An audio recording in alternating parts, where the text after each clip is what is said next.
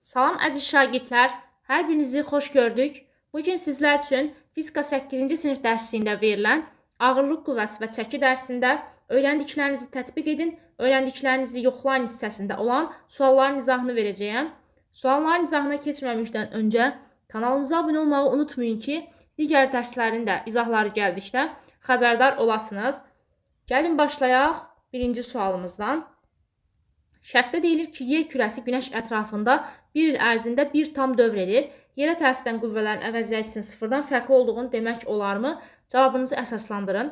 Biz Newtonun 1-ci qanun dərsində qeyd etmişdik ki, cisim sükunətli olarsa və yaxud da düzxətli bərabər sürətlə hərəkət edərsə, bu zaman ona tərs edən qüvvələrin əvəzləyicisi sıfıra bərabərdir.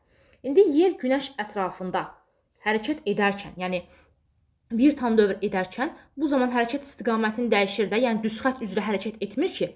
Belə olan halda əlbəttə ki, bu zaman onda əvəzləyici qüvvə sıfıra bərabər deyil. Əvəzləyici qüvvə dedi ki, düz xəttli bərabər sürətli hərəkətdə sıfıra bərabər olur. Burada artıq hərəkət düz xətt deyilsə, yəni bizim yer kürəmiz hərəkət istiqamətini dəyişibsə, artıq deməli əvəzləyici qüvvəmiz sıfırdan fərqlidir. Və burada da deyir ki, yerə tərs edən qüvvələrin əvəzləyicisinin sıfırdan fərqli olduğunu demək olarmı? Bəli, olar. Cavabımızdan Newton 1-ci qanunu əsasən izah etmiş olduq. 2-də deyir ki, şagirdin əlində tutduğu çantaya hansı qüvvələr təsir edir? Həmin qüvvələrin qüvvə diaqramını qurun. Baxın, biz bilirik ki, hansı ki, cisimlərə yer tərəfindən ağırlıq qüvvəsi təsir edir və ağırlıq qüvvəsi əlbəttə ki, aşağıya doğru yönəlir. Ağırlıq qüvvəsinin düsturu isə mg'dir. Həmçinin burada gördüyümüz kimi şagird çantanın tutacağından tutmuşdur. Əlbəttə ki, bu zaman çantaya tutacağın gəlimə qüvvəsi də təsir edəcəkdir. Gəlimə qüvvəsi də yuxarıya doğru yönələcək və biz gəlimə qüvvəsini böyük T hərfi ilə işarələyə bilərik. Üçüncüdə, masa üzərindəki kitabın çəkisi 5 Newtondur. Kitaba təsir edən qüvvələrin qüvvə diaqramını qurun və əvəzləyici qüvvəni tapın. Bu halda fikir versəz, kitaba təsir edən qüvvələrin qüvvə diaqramını istəyir və əvəzləyici qüvvəsini tapmağımızı istəyir. Qeyd etdik ki, hər bir cismə ağırlıq qüvvəsi təsir edir və ağırlıq qüvvəsi də aşağıya doğru yönəlir. Onda kitaba müəyyən qədər mg qədər ağırlıq qüvvəsi təsir edəcəkdir. Həmçinin burada masanın yuxarıya yönəlmiş reaksiya qüvvəsinə təsir edəcəkdir. Yuxarıya yönəlmiş reaksiya qüvvəsi də baxın gördüyünüz kimi bu istiqamətdə olacaqdır. Reaksiya qüvvəsində böyük N hərfi ilə işarələyə bilərsiniz. Burada əgər ki kitab sükunətdədirsə masa üzərində, əlbəttə ki, ona təsir edən qüvvələrin əvəzləyicisi də sıfıra bərabər olacaq. Deməli, onu da yaza bilərik ki, F əvəzləyici bərabərdir 0. B bəndində isə deyir ki, masanın kütləsi 6 kiloqram olarsa, ona təsir edən qüvvələrin qüvvə diaqramını qurun. Artıq bizdən masaya təsir edən qüvvələrin qüvvə diaqramını qurmağımızı istəyir və həmçində ona təsir edən əvəzləyici qüvvəni. Əlbəttə ki, burada masa yenə sükunətdədir, hərəkət etmirsə, deməli, onda ona təsir edən əvəzləyici qüvvə ilə sıfıra bərabərdir. Bəs masaya hansı qüvvələr təsir edir? Əlbəttə ki, burada masaya yer tərəfindən ağırlıq qüvvəsi təsir edəcəkdir. F ağırlıq. Və həmçinin masanın üzərində bizim kitabımız var axı və kitabın çəkisi də var. Baxın, şərtdə verilib 5 Newtondur. Bu zaman çəki ilə ağırlıq qüvvəsi ilə eyni istiqamətdə olacaq. Aşağıya doğru yönəlmiş olacaq. Çünki biz bilirik ki, çəki cismin dayağa vasitəyə göstərdiyi təsir qüvvəsidir. Çəkini də gəlin P hərfi ilə işarə edək. P də 5 Newtondur, şərtdə verilib. Ağırlıq qüvvəsini tapmaq istəsəm, mg düsturundan 6-nı, yəni bizim masanın kütləsini 6 kiloqramı vuracam J-nin qiymətinə 10-a. 6 vuraq 10, o da olacaq 60 Newton. Mən burada J-ni 10 qəbul etdim. Əslində siz kitabınızda görürsünüz ki, J-yə 9,8 verilib. Sadəcə olaraqdan biz hesablamalarda asanlıq olsun deyə J-nin qiymətini yuvarlaqlaşdırırıq və burada artıq reaksiya qüvvəmiz də olacaqdır. Reaksiya qüvvəmiz də yenə yuxarıya doğru yönəlmiş olacaq, masaya təsir edən və böyük N hərfi ilə işarə edə bilərsiniz. Burada reaksiya qüvvəsinin qiymətini də hesablaya bilərik. Əvəzləyici qüvvəmiz 0-dırsa, onda yuxarıya doğru olan bizim reaksiya qüvvəmiz aşağıya doğru yönələn çəki və ağırlıq qüvvəsinin cəminə bərabər olacaq. Nəyə görə cəmi dedim? Çünki biz bilirik ki, əvəzləyici qüvvəni tapanda bu zaman eyni istiqamətdə olan qüvvələr toplanır. Yuxarıya doğru olan qüvvəmiz, reaksiya qüvvəmiz də N bərabər olmalıdır artıq onların cəminə ki, burada əvəzləyici qüvvəmiz 0 olsun. Çünki əks istiqamətli yönələn qüvvələr əgər ki, qiymətləri bir-birinə bərabərdirsə, bu zaman onlar çıxanda biz bilirik ki, əvəzləyici qüvvəmiz 0 olur. 60-dırsa da, baxın, aşağıya doğru yönələn ağırlıq qüvvəmiz 60-dır. Çəkimiz də 5-dirsə, 60 plus 5 bizə verəcək 65 Newton. Deməli, bizim reaksiya qüvvəmiz 65 Newton olmuş oldu. Öyrəndiklərinizi yoxlayın. Ağırlıq qüvvəsi nəyə deyilir və hansı düsturla hesablanır? Ağırlıq qüvvəsi cismin yer tərəfindən cəzb olunduğu qüvvəyə ağırlıq qüvvəsi deyilir. Ağırlıq qüvvəsini tapmaq istəyiriksə də F ağırlıq bərabərdir M vurulsun J düsturundan istifadə edirik. Burada M cismin kütləsi, J isə sərbəst düşmə təcilidir. Astronavtın yer kürəsindən apardığı çəkicin kütləsi aydakı kütləsinə bərabərdirmi? Çəkicə yerdə və ayda təsirin ağırlıq qüvvəsini necə hesablamaq olar? Astronavtın yer kürəsindən apardığı çəkicin kütləsi elə aydakı kütləsinə bərabərdir. Bəli, yəni buradan 2 kiloqramlıq çəkic aparırsansa, elə ayda da 2 kiloqramlıq sənin çəkicin olacaq. Yəni çəkic burada dəyişməyəcək əlbəttə ki. Kütləsi dəyişməyəcək. Amma çəkicin çəkisi və ağırlıq qüvvəsi dəyişəcək. Nəyə görə? Çünki biz bilirik ki, ağırlıq qüvvəsinin düsturu F ağırlıq bərabərdir M vurulsun J-dir. Və həmçinin də əgər ki, cisim dayaq və askı ilə birlikdə sükunətlədirsə, bu zaman çəkimiz də elə MJ-yə bərabərdir. Və fikir versəz, burada dedik ki, çəkicin kütləsi dəyişməyəcək. Kütlə əgər sabitdirsə, amma J fərqli olduğundan ağırlıq qüvvəsi və çəki də fərqli olacaq. J nəyə görə fərqlidir? Hansı ki, ayda və yerdə sərbəstləşmə təcilinin qiymətləri bir-birindən fərqlidir. Və buna görə də əlbəttə ki, onda ayda və yerdə bizim bu çəkicimizin ağırlıq qüvvəsi və çəkisi də fərqli olmuş olacaq. Necə hesablaya bilərik? Əlbəttə ki, düsturlardan. Ağırlıq qüvvəsinin düsturu MC, çəkinin də düsturu o da MC-dir. Yəni sən çəkicin kütləsini bilsən və həmçinin yerdəki sərbəst düşmə təcilini bilsən, bu zaman yerdəki ağırlıq qüvvəsini hesablaya bilərsən. Amma aydakını hesablamaq istəyirsənsə, çəkicin kütləsi onsuz da dedik dəyişməyəcək. Onda vuracaqsan bu çəkicin kütləsini, həmin kütləni vuracaqsan artıq aydakı sərbəst düşmə təcilinə. Ki, sən ağırlıq qüvvəsini alasan. Eynilə çəkində həmin kimi düsturdan hesablayacağıq. Üçüncüdə, ağırlıq qüvvəsi ilə çəkinin iki oxşar və bir fərqli cəhətləri hansılardır? Biz bilirik ki, ortaq cəhət deyə bilərik ki, ağırlıq qüvvəsinin çəkisinin vahidi eynidir. Hər ikisinin də vahidi Newtondur. Həmçinin ağırlıq qüvvəsi də vektorial kəmiyyətdir, çəki də vektorial kəmiyyətdir. Fərqli cəhətləri ola bilər ki, hansı ki, ağırlıq qüvvəsi biz bilirik ki, cismə tətbiq olunur, amma çəki isə dayaq və askıya tətbiq olunur. 4-də, üfüqi səthdə sükunətli olan ıslanmış odun günəş istisində quruyub. Quruduqdan sonra onun kütləsi 1,2 dəfə, ona təsirin ağırlıq qüvvəsi isə 20 Newton azalıb. Odunun yaş və quru halda kütləsini və ağırlıq qüvvəsini tapın. Hər iki halda oduna təsir edən qüvvələrin qüvvə diaqramını qurun. Baxın, gəlin belə eləyək. Hansı ki, burada qurumamışdan əvvəl yaş halda odunumuzun kütləsini gəlin M1 ilə işarə edək. Qurumuş haldakı kütləsini isə M2 ilə işarə edək. İndi deyək ki, quruduqdan sonra onun kütləsi 1,2 dəfə azalarsa. Deməli, onda mənim quru kütləm, yaş kütləmdən 1,2 dəfə azdır. Dedim, axı, M1 yaş odunun kütləsi, M2 isə quru odunun kütləsidir. Onda quru halda olan kütləm, yaş halda olan kütlədən 1,2 dəfə azdırsa, onda M2 bərabər olacaq M1 bölək 1,2-yə. Dəfə az dediyi üçün artıq bölürəm. Amma dəfə çoxdur desəydi, vuracaqdınız. Daha sonrasında isə deyir ki, ona təsirin ağırlıq qüvvəsi isə 20 Newton azalıb. Onda F2 də bərabər olacaq. F1 çıxaq 20-yə. Nəyə görə çıxaq yazdım? Çünki 20 Newton azalıb deyir. Buradakı F2 quru halda bizim odunumuza təsirin ağırlıq qüvvəsidir. F1 isə yaş halda təsir edən ağırlıq qüvvəmizdir.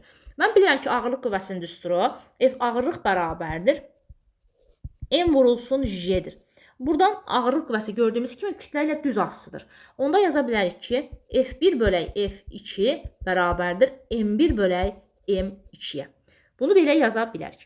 Buradan asılığımızı verək. F1-im yoxdur. Olduğu kimi saxlayıram. F2-nin əvəzinə F1 çıx 20 yazacağım. Bu da bərabərdir. M1 bölək M2-nin əvəzinə baxın. Yuxarıda verilən M1 bölək 1,2-ni yazacağım. M1 bölək 1,2. Baxın, bu 1,2 sürətə çıxacaq. Onda 1,2 M1 bölək M1 aldıq. Və bu M1-lər ixtisar gedir. Gördüyünüz kimi 1,2 qaldı. 1,2-nin aşağısına 1 yaz. Çarpaz vur. Bax, 1,2-ni vuracaqsan F1 çıxaq 20-yə. F1-i də vuracaqsan 1-ə. Fikir verin, çarpaz vurmuş oluruq. Onda alınacaq ki, 1,2 vuraq. F1 çıx 20 bərabərdir. F1 vuraq 1-ə, yəni F1-ə. Mötərizəni vurub atsaq, alacağıq ki, 1,2 F1 çıxaq, 1,2 vuraq 20 bərabərdir F1-ə. Buradan alırıq ki, 1,2 F1 çıxaq F1 bərabər olacaq, 1,2 vurulsun 20-yə. 1,2 F1-dən çıxanda F1-i qalacaq 0,2 F1. 0,2 F1 bərabər aldıq. 1,2-ni vur 20-yə, eləyəcək 24. F1 bərabər olacaq 24 bölək 0,2. Vergülü atıram, 0 əlavə edirəm yuxarıya. Bu zaman 240 bölək 2 mənə verəcək 120 Newton. Deməli, mənim birinci halda, yəni yaş halda olan odunuma təsir edən ağırlıq qüvvəm oldu 120 Newton. Bəs quru halda olan odunuma təsir edən ağırlıq qüvvəsini, yəni F2-ni tapmaq istəsəm, baxın, buradan gördüyünüz yuxarıda yazmışam. F2 bərabərdir F1 çıxaq 20-dən. Onda F2 bərabərdir F1 çıxaq 20, yəni 120 çıx 20 mənə verəcək 100 Newton. Deməli, mən ağırlıq qüvvələrimi aldım. Həmçinin məndən kütlələri də istəyir, fikir versəz. Hər iki halda oduna təsir edən deməli, kütləni və ağırlıq qüvvəsini tapmağımı istəyir. Kütləni də necə tapacam? Baxın, indi buradan F1-in bərabərdir, mən bilirəm ki, M1 vuraq J-dir. F1 bərabərdir M1 vuraq J. M1-i tapmaq istəsəm, F1-i bölməliyəm J-yə. F1-inə 120 tapdın, J-yi də təqribi gəlin 10 götürək. Bilirəm, kitablarda 9,8 verir. Amma biz hesablamaların rahat olmaq üçün yuvarlaqlaşdıra bilərik, yəni 10 götürə bilərik. Mən bunu özüm 10 götürürəm. Əslində şərtdə verməli idi özü. J-ni 10 qəbul edin deməli idi. Sıfırlar ixtisar gedir, gördüyünüz kimi 12 qalmış oldu. 12 kiloqram oldu. Bu yaş haldakı mənim odunumun kütləsi oldu. F2-ni tapmaq istəsəm artıq.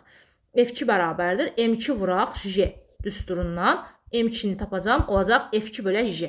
Yəni F2-nin də 100-dür, 100-ü böl 10-a qalacaq 10 kiloqram. Gördüyümüz kimi kütlələri də, həmçinin də ağırlıq qüvvələrini də tapmış olduq. Bu bir üsulum. Bu üsulla da həll edə bilərsiniz. Digər üsulda gəlin sizə göstərim. Bu hissəni hələ ki silirəm.